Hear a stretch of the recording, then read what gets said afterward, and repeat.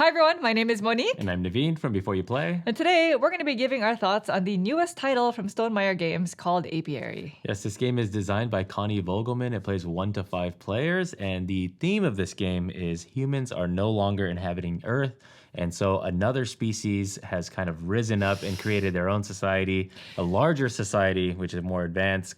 And these are bees, of course. Bees.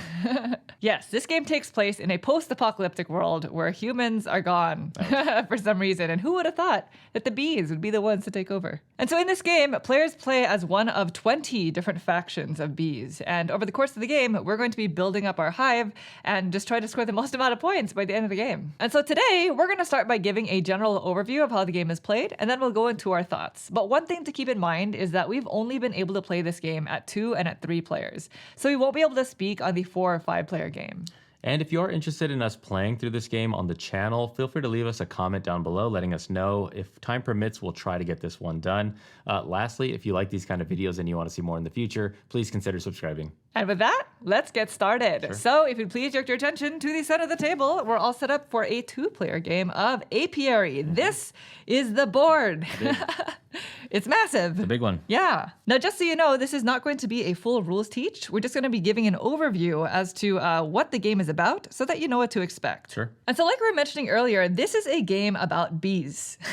We each play as our own bee faction that has evolved quite a bit throughout the years. And so not only do we have access to much stronger technology, but our lifespans are also much longer, and we can do things like exploring to different planets, advancing our hives by building out additional hive tiles. We can collect all sorts of resources, and of course, we can grow our colony. But the one thing is that even though we have longer lifespans, we also must hibernate for a very long period of time. And so during setup, players are given a different hive mat. The game comes with 5 of them, and they are a bit asymmetric.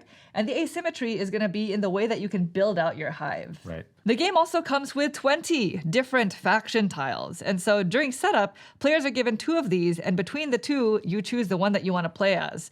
And these faction tiles are going to determine your starting resources, as well as your asymmetric ability, and which starting workers start in your docking mat. Now at its heart, this game is a worker placement game, and each player has up to a maximum of 4 workers. And so these workers have numbers on them, and they number from 1 to 4. And that's going to be really important because the values of your workers are going to determine the strength of your actions. And if you've ever played another game called Euphoria, which is another Stonemaier title that came out about 10 years ago, this game has a very similar turn structure. On your turn, you're either going to place out one of your workers to take the depicted action, or you're going to recall all your workers. And the different actions that you can take in the game are actually all divided on the main board. So let's talk about some of the actions really briefly, starting with the Explore action. That area is where you can gain some resources. You're going to be traveling to different planets and picking up resources along the way. So anytime you go to take an action, you're going to choose one of your active worker bees that are on your docking mat, and you're going to place it out on one of the worker placement spots. And so the action spots are going to have a different amount of worker placement spots depending on what the action is, as well as the player count. This side of the board is for the 1 to 3 player game, and the opposite side is for the 4 and 5 player game. And if that's hard to read, by the way, I placed out a value too. So placing out a worker onto the Explore action allows you to move the queen ship. This is the queen ship. Look at this. Look at this piece. I love it. I love the piece. And there's actually a stand that you're supposed to place the queen on, but I just like placing the queen on the board. And so you can move the queen ship up to the value on your worker, which means I can move her up to 2 spaces. So maybe I'll go 1, 2. Yeah, always moving orthogonal. You can't move diagonal. Right. And if after moving the queen, you land on a space that is unoccupied, which all of these are unoccupied at the start of the game, then you get to explore a planet. So by flipping over the top planet from the stack. And I have here Sapin. And then the planet will go here.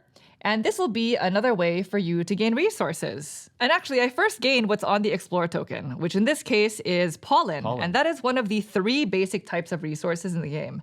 There's water, fiber, and then the yellow piece, which I'm not quite sure if it's on screen, is pollen. Yeah. And actually similar to Euphoria, there are also 2 types of a higher quality resources, I guess. Yeah, we have wax and then, of course, honey. Yes. We are bees. And when exploring a new planet tile, you also get to choose one of the 3 basic resources to place on that tile. So that from now on, if a player visits that planet again, they get the resource that you chose. And so maybe I'll choose water. Sure. And the water gets placed onto one of the empty spaces on the planet. Yeah, so Monique's character took the queen ship, explored, and Yes. told everybody, hey, there's water on this planet. Right. Think about it that way. And some of these planet tiles, by the way, also come with a resource. There you go. Like this one. This has a pre-printed fiber. So when going on here, then you also get a fiber. So this is a big resource gaining area.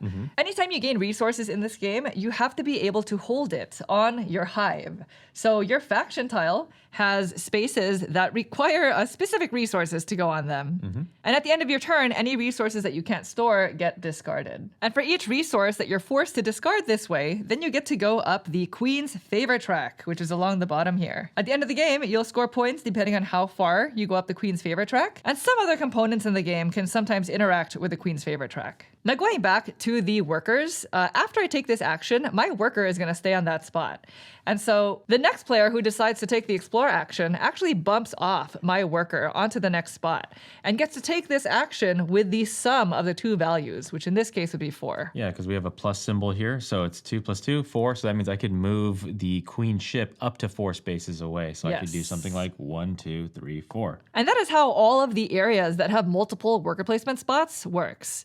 Now, for the single spots on all the other areas, if, say, for example, I went here and now Naveen wanted to go there, he actually bumps off my worker and the worker gets returned to me. And so that is another way in this game that you can get your workers back without having to recall all of them. Now, whenever your worker gets bumped off, you can choose to either increase the value up by 1 and return it to your active pool so that you can deploy it again. Or you can choose to place it into your landing area, and doing so maintains the value of the worker, and you have to leave the worker there until you choose to recall your workers. Now, workers max out at a value of 4. And when placing out a value 4 worker, you actually get an additional benefit because it is the strongest type of worker in the game. Taking the explore action with a 4 strength worker also allows you to activate the strength 4 benefit of whatever the tile is. Not all of them will have one, but for example, I think this is our earlier example. Yeah. Kurbita lets you gain 2 basic resources and score you 3 points. Right.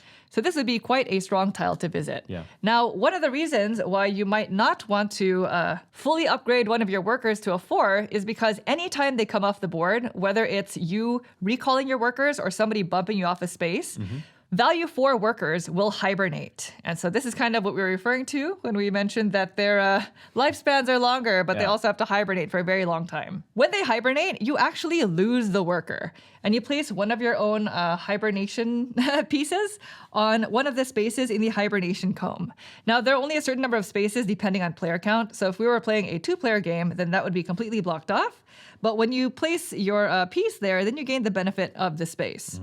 This is the way that the game will end. So the game actually continues until all of the spaces in the hibernation comb are filled. And at the end of the game, you get points depending on who has the majority of hibernated bees in each comb. Yeah, so this area control here. So Yes. whoever has the majority gets 7, the next person gets 2. Right. So let's go ahead and move on to the next action, which is the advance action. And from here on out, we'll just be very brief with our Sure. descriptions. The advance action allows you to build out your hive. So there are 3 different types of tiles. They're color coordinated. We have the green farms, which basically give you more storage space for resources.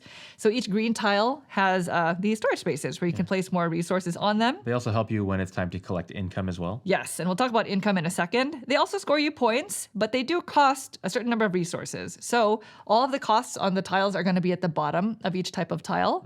And when taking this action, you're going to take the sum of the workers that are there, and that is a column that you can choose from. The blue recruit tiles give you an ongoing power or ability of sorts. So this somnologist says whenever you hibernate, you collect the hibernation bonus twice. And so these are going to vary widely. And so one of the things about this game is you're trying to find combinations amongst all of the variables to try to win the game using your own unique path, I suppose, right? You're trying to efficiently get the right buildings to Yeah. put out into your player area so that you can actually use them and not just waste those resources on them. And the third type of tile are the development tiles, and these give you an immediate benefit. benefit. So this says you can gain 2 workers for free, and that's a strength 1 or 2. So that's kind of a way to save time rather than having to take that action to do it. And when placing out these tiles, by the way, you're going to place them onto your hive mat, and they have to be adjacent to a tile that's already there, which at the start of the game is going to be your faction tile. Each mat is asymmetric, as you can see, right? Yeah. And they give you the benefit of whatever you're covering up. So sometimes it's a resource, sometimes it's gaining a worker. In my case, if I place on any one of these 3 locations, I actually move up this Queen's Favor track. And if you're able to cover all of the spaces on your hive by the end of the game, you'll gain 8 points. And so those are not the only spaces that you'll be able to cover. As you'll see, we'll be able to expand upon our hive with another action. Now moving on to the grow action. This is how you can gain more of your workers from off the board. You're basically going to take the strength of your worker that you place there, and you're going to spend them on any combination of these 2 things, which are going to be either taking a strength 1 worker from off the board and placing them into your active pool, or expanding your hive by taking one of these mats. They're all the same. They give you 4 additional spaces for those tiles, and you have to place them somewhere that connects to your hive. And similar to your main hive, you'll also score 8 points at the end of the game if you're able to completely fill these. Yeah, there's no penalty for not filling it, but it's something you're going to want to do. Right. Now, taking any of these actions also costs resources, as you can see. And if you're able to put a strength 4 worker there, you can upgrade your faction tile. So your faction tiles are double-sided. One side has an additional benefit, I suppose. And we're not going to be able to go over these right now because there's so many different factions that come with the game. Sure. The research action allows you to gain these, I believe they're called research cards. No, sorry, they're called seed cards. Seeds, and you can draw a number of them equal to whatever the strength of your worker was, but you only keep 1. And so seed cards give you 2 different types of benefits. At the very top here, it tells you an immediate benefit that you can gain by discarding the card. And that can be done at any time on your turn. Alternatively, you can always discard it for one of the 3 basic types of resources. And at some points during the game, including when you use a strength 4 worker to go here, you can plant these seeds on your board, and it'll give you an end game scoring criteria.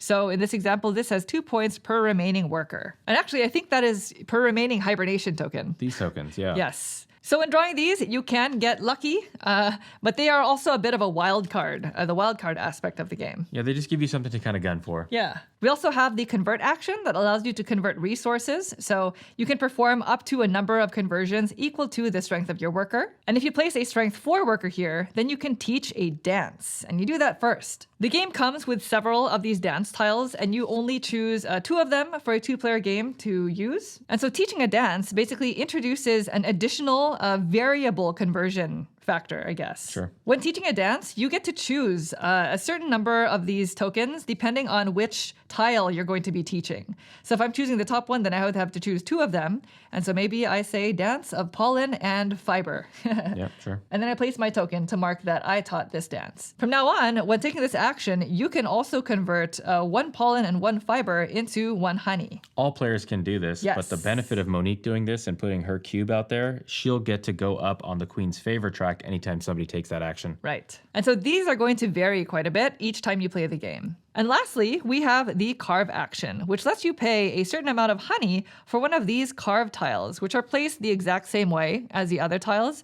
but these always give you a certain endgame scoring criteria. For example, efficiency says you get 12 points if you have no planted seeds on your board. So you would not want to grab these cards if you have this card. Well, you can grab them, but you wouldn't want to plant them. You wouldn't want to plant them. Yes. Exactly. Similar to most other things in the game comes with a ton of different carved tiles, and you only play with the number that's printed on the board each time. Right, so you're only seeing 6 of that huge stack. Right, and so as soon as somebody builds one, this does not get refilled, unlike the advance area. And by the way, when taking this action, you're required to put a strength 4 worker there. So it is sort of a multi-step process. And those are all the different types of actions in the game. Now, the one thing that we didn't mention is on your turn, instead of placing out workers, you can recall them. And when doing so, you recall all of them. And you must increase their value, just like when people bump off your workers. The difference is that when you choose to recall workers, you also collect income. And so the one thing that we didn't mention about these farm tiles is, in addition to everything else that they provide, they also give you income benefits at the top of the tile. And so for each worker that you were able to recall when you recalled, you can activate a different farm that you have on your board. Now, as soon as the hibernation comb is completely filled, that triggers the end of the game, and everybody else just gets one more turn, including the player who triggered the end game. And then you go into end game scoring and you score all of the things. But that is essentially it. I think I pretty much taught the entire game here. Yeah, mostly, like, I think that's a good foundational understanding as to what's going on. There might be some little, like, rules here and there, but that should give you a good idea as to how to play the game. So let's talk about it, shall we? Sure, yeah. Okay, let's start with theme. It's been a while since we've done just a review, right? Yep. The theme of this game is amazing. I like it. Yeah. That is the most striking part of Apiary, I think. And I think that's probably what's going to resonate with a lot of people at first glance. There are a lot of B games, or actually, no, there aren't a lot of B games. There are just like a couple Honey Buzz of and stuff, yeah. There are a couple of notable ones. Yeah. But I've never played a B game that feels like a larger Euro, right? This is definitely a larger Euro. Yeah. In terms of the theme, I'm always intrigued by the idea as to what does happen after humans. Like, what species do. So morbid. It is morbid, I know, but it is a question that you have to ask. Like, which species will be the next one after humans eventually, spend their time on the Earth? Yeah. In this game, it's the bees. Everybody thinks it's cockroaches. It's going to be the bees. Cockroaches could survive. Right? Yeah, they are survivors. But this game, it's the bees. And so now you're kind of just picking up where society has taken this in some future distant generation. Yeah. So I like it. Now, obviously, the theme does not super come through other than the resources are named after wax and honey. I think it does. Things like I that. don't know. Really? I would actually argue that it is a bit more thematic than some of the other Euros that we tend to play, I guess especially. you can explore if you have the technology. Yeah. You utilize the resources to build things with the resources that bees possibly kind of interact with. It's because you're thinking Sure. of our bees the way that they are now. This is a highly developed species. okay. They're called mellifera, I think. They have a name, and they can explore to different planets. Right. So don't underestimate the bees. Sure, maybe I'm just not seeing it. Now, like you briefly touched upon, this is not a light game. It's not the heaviest game in the It's not world super either. heavy, no. It's somewhere in the middle for us. So weight is very relative. So Totally, for some yeah. people, this might feel very heavy, but it's definitely not light. There are a lot of crunchy decisions to make, especially when you're planning the different asymmetries. That's the thing. That is the one thing about this game. Everything is variable. And that leads to a lot of variability in your experiences when playing the game, as well as forging just different paths. And so that is actually something I really love about Euro games in particular. I love it when games give you multiple ways to victory. And that is very prevalent in this game. Yeah, especially in the 3-player game, all three of us went a different way. I went Queen's Favor, you went cards, Yeah. and our third player went building out as much as possible. Yes. And everybody kind of hit an apex right around the same time. And so it was interesting to see kind of the results of that, like that everybody went their own kind of way after the teach. Now, what is nice about the game is the turn, like what you're doing on your turn is very simple. So nothing felt slogged down in terms of the decision. Yeah. It's like, are you going to explore? Take your worker and go explore, do the math, do the explore action. Right. Then it goes on to the next person. Yeah, the tempo, it's very beautiful. I really like that sort of gameplay in a game like Euphoria, which is a game that we've talked about on our channel before. I like that one a lot. Where you basically just put out a worker, you do the thing, and then you keep going. You just keep going over and over and over again until the game ends. And I really like the way that it does that here as well. And the one thing that I find to be really interesting is in your worker management, I suppose, because you are managing a certain number of workers, right? You definitely want to have a lot of workers in your active pool to be able to send out, because you're going to be doing a lot of planning for when is the right time to put out a worker in this area so that I can get the thing that I need. You're also going to be juggling between, do I upgrade my worker to the maximum 4 strength? But you only have a certain amount of time with that worker, because as soon as you have to recall, or if somebody bumps your value 4 worker off, then you're forced to hibernate. So there's a very very interesting juggle between figuring out when to activate certain things and also just figuring out when the game's going to end, right? Yeah, knowing exactly when to get your like level 4 worker into the right spot. Yeah. Because the hibernation benefits are always really nice. Like you're not facing any penalty other than that worker you grinded up from a 1 all the way up to a 4 is now no longer in your employ anymore. Right. But trying to figure out like how do I get into a spot where I don't want to recall my workers? I want to get bumped off on purpose. Yeah. So where are the highly likely places? Oh, Monique doesn't have many. She doesn't have many resources. She's probably going to go around and explore because that juicy planet has 3 resources on it. So maybe I'll go there, make sure that I get bumped off, so that on my turn I can then go ahead and put out this now stronger worker to a different action. And so now I'm not taking a recall action. I'd like to just constantly be kind of churning and burning and playing my workers, and then only taking a recall action where it's like, okay, I have a lot of buildings, and now I can go ahead and get my income. Because then when you recall the most amount of workers, then you can get as much income as physically possible. Yeah, and that's another thing. You're also trying to juggle the time of when am I going to take a recall action so I can activate my farms. Yeah. That 3-player game that you were mentioning, I built all these farm tiles, and I was like, I'm going to activate all of them. But I could never recall them because they kept bumping my workers up. That's right, yeah. So you were trying to position yourself so that there was 3 out there, and then you're like, now on my turn, I will pull them all back. They will all level up, and I'm going to get 3 different incomes. Yes, and granted, that is why the landing area of your docking board exists, so that you can place workers there and just leave them there so that whenever you take a recall action, you can trigger your farms. But that is part of the decision making. Do I place them into my landing area, or do I get a bit greedy and I put them back into my active pool so I can take more turns? Well, because every time you get bumped off and you don't put them in the landing area, then that 2 now becomes a 3. And you're like, well, that 3 is pretty powerful because now I can go get a better advanced tile, or now I can go and grow and do something better with that, or explore further. So that's that decision that you have to make. I found myself pretty much mostly, because I in my couple plays, I have not focused too much on farms. You always definitely want to have some so that you can get some income. Right, and so you can hold more resources. So you can hold more resources, yeah. So, but because my strategies in some of the last games was to try to go up the queen's favor, I actually didn't want to have too many places to hold, because if you overshoot what your capacity is to hold, then you passively get to move up that queen's favor track so you can score more points towards the end of the game. I think this game is super interesting, not just because of the theme, but because there are only a certain number of actions. It's very simple in that sense. You know, you're only doing a few things, but because of the variability and because of the asymmetry in all of the different factions, the path, the strategic path that you're outlining for yourself changes every time you play the game. One game, these cards might be super important to you. And another game, maybe you don't care about them at all. Sure. One game, you might want to hibernate really, really quickly. Other games, maybe not so. As an example, this carving tile itself says 12 points if you have no planted seeds. So whoever is going for this tile doesn't even care about planting their seeds. They just are maybe going to keep them for their benefits. Yeah, you just draw it and you're like, well, I'll take this benefit, get rid of it. I never want to plant it so that I don't have to ever kind of worry about losing my potential 12 points. Right. And so speaking of the seeds, by the way, there is some random elements to the game. So it is not completely calculatable, I guess. There are the seeds, and of course there are these additional hive tiles. And so each time somebody builds these are going to slide down and refill. And when I mentioned earlier that these are variable, these are really variable. Somebody who's forging a path can fall into a tile that is just fits right into their strategy and makes them even stronger. I also really love the components. So look at these worker pieces. They're so chunky and the numbers are embedded on the pieces themselves.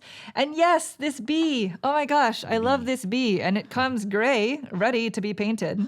If I were a minis painter, I would absolutely drop everything to paint this thing. But unfortunately, this is going to stay gray for us. And other than that, my favorite aspect to this game is going to be the asymmetry. And I think that's what the game really leans heavily into.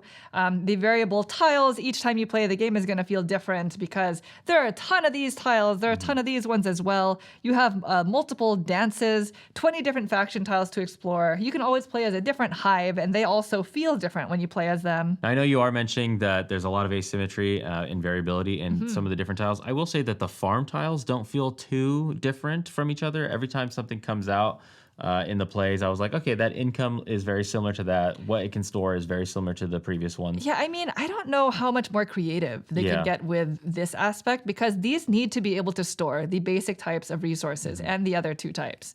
They also need to be able to give you something each time you take income that's not going to break the game, right? So it's always going to be stuff like 1 or 2 points, or you can gain a worker from off the board, or you can go up the queen's favorite track.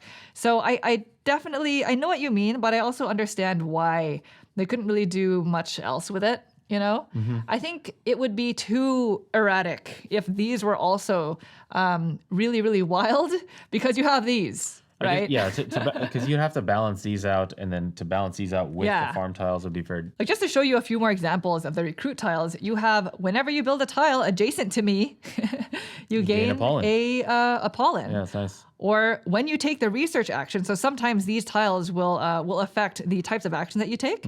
And when you take the research action, which is this one, you also gain 2 basic resources of your choice. That's basically like an embedded explore action with research. Right. Yeah. These recruit tiles are absolutely part of the engine building aspect of the game. You're going to want to keep an eye on these as you play. Yeah, I think there's some definite truths. Like, you always want to be like flush with resources, obviously, in this game. It's a resource management game, so knowing exactly that the fact that, okay, pollen gets me the blue tiles and wax gets me these. So, oh, Monique only has 1, so she definitely cannot buy this Arboretum. So I'm going to wait until that gets a little cheaper, so that I can use it to my advantage, so I can hold on to that wax to do something else with it. But the thing is, take, for example, this hive mat, the Langstroth. I played as this before, and some of the benefits on the tiles when you cover it is you get a discount, a resource discount when taking the advance action.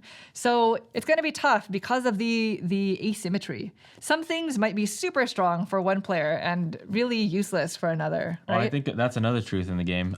Definitely, you are going to want to try to tap into your particular faction's abilities as much as possible, or use it to your advantage. That's true. Who are you, by the way? I was Cassie. This one says, at any time, I can convert 1 wax into 3 basic resources. See, there you go. I've played all of the games that I played of it. I didn't care too much about the wax. I would only use them maybe for these. But for you, that's something that, like, for example, this Explore token gets you a wax. You might want to go there because you're that faction, right? And what's great is when you upgrade it, at the end game, it's kind of the opposite now, though. At the end game, final scoring, I get 2 points for every wax left over in my hive. Yeah. Oh, okay. So if I'm spending wax early to get the basic resources, then maybe I won't have them as this gets upgraded. Right. So there's kind of that kind of push-pull towards the end where you switch gears. And if you're curious, I was going to play as Saha. It says whenever you retrieve, which is a retrieve turn, you collect an additional income. So one of the things that you run into is maybe not being able to retrieve enough workers to activate all of your farm tiles. So this would let you activate an additional one. Yeah. But those are just a couple of examples of the 20 that the game comes with. For your first time play, there are starting faction tiles, so they're not as complicated. The 2 that we just showcased are advanced. So they're a little bit more complicated in terms of formulating a strategy. Now, in terms of some of the cons, for me, I felt that the game, even though it's printed on the box 60 to 90, it felt a little long. I would say at about the 80% of the way. The idea of, remember, I mentioned that I enjoy simple turns. You put out something and you take the action. Right. At about the 75 to 80% way of it, I was like, I'm doing it again. I'm putting out another worker just to take this action because I need to get this thing to a 4 so I can finally get it to hibernate. Yes, I actually agree with you on that. So the tempo is nice, right? And I keep comparing it to Euphoria because honestly, each time I play this, it rings that bell because we played Euphoria so many times. The thing with a game like Euphoria is on your turn, you put out a thing and you keep on going until the very end. But as soon as the end of the game starts to come, it really ramps up and the tension really, really builds. There's a tension in Euphoria because that's one of those games where you want to put out, I think it's either 5 or 6 stars, and it's purely a race. Yes, there are no points. In that one.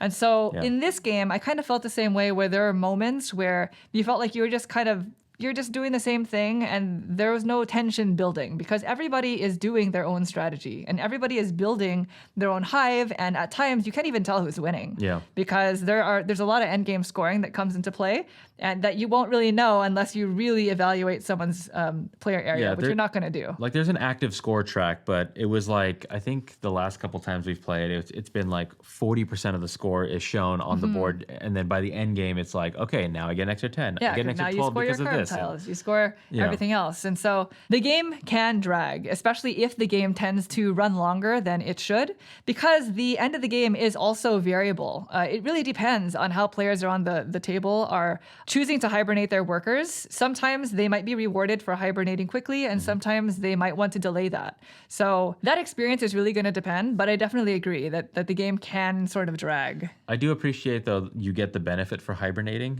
So that incentivizes you to be like, well, this 4 lived its life. I got the most juice out of this number 4B. Oh, now I'm going to go get some honey, and I'm going to have a leg up in the area control at the end of the game. So there's a true justification for like, okay, it's time. You've done your duty. Yeah. And the other sort of con has to do with what I actually really liked about the game, which is that variability and asymmetry. I don't know if it's possible to balance a game like this. You know, you might start off the game with everybody's going to have their own faction tiles and their own combination of hives, and that's not a problem. But as you progress through the game, certain tiles might come out at really opportune moments, or maybe some of these exploration tokens might be out there that really, really benefit one player over the other. One is better than the other. Yes. Clear examples here. This one, if you get it, you get water. This one, if you get it, you get one of everything, which includes water. Or how about these 2 queen favor tokens? This one lets you go up the track once, but this one lets you go up the track twice. Right. And it's a race to that. This is only something that Euro gamers probably really care about, because we need to have everything balanced, right? But for people who are highly competitive, that might be a bit of an issue. And in addition, these seed cards are also really, really wild. Like, you can just pay a basic resource to place out a second worker. So that basically lets you take 2 turns back to back, and nobody knows that you have that. But honestly, that's essentially it. I thought the game was quite interesting. I really enjoyed the mix of mechanisms. The individual mechanisms we've seen plenty of times before. But again, this is another one of those games where the combination of mechanisms, along with the theme and just the larger package, really make it feel pretty unique. Yeah, I mean, I've been having fun playing it. I think I felt like everybody around the table was also enjoying it, trying to really like tap into what their unique faction and their unique engine is. And then just kind of just playing it out and just trying to see whose strategy is best after, really crafting and changing up from what you started the game with to like what you finished it with. I will say, though, that the scoring at the end of the game felt a little tense in that 3-player game where it's like, I go up 10, you go up 12, I go up 5, you go up 7. And so so that was definitely a moment for me where I felt like, okay, I do enjoy this game because it's making me feel that kind of like I've invested so much into building that and making sure I take that strategy, and I want to make sure that strategy is the one that wins in the end. Yes. You're constantly invested. You're definitely constantly thinking about what you're going to do to build out your hive, and maybe that's the thematic part, right? If you were a bee, you'd probably be doing that too. Best faction. So anyway, that is Apiary. We still have a ton more to explore. There's no way that you could fully explore this game in just a few plays because of the asymmetry. And by the way, this is the first game that we played designed by Connie Vogelmann. And so I'm really looking forward to seeing what other designs she has in store. Same. Now, like I mentioned earlier in the video, if you are interested in a playthrough of this, please let us know in the comments down below. If we have time, we'll try to do one. If you have any questions about anything that you saw here, feel free to leave them in the comments as well, and we'll try to get back to you as soon as we can. And thank you all so much for watching the video. We hope it was helpful. If you'd like to see more videos like this in the future, please consider subscribing. Thank you. Thanks. Bye.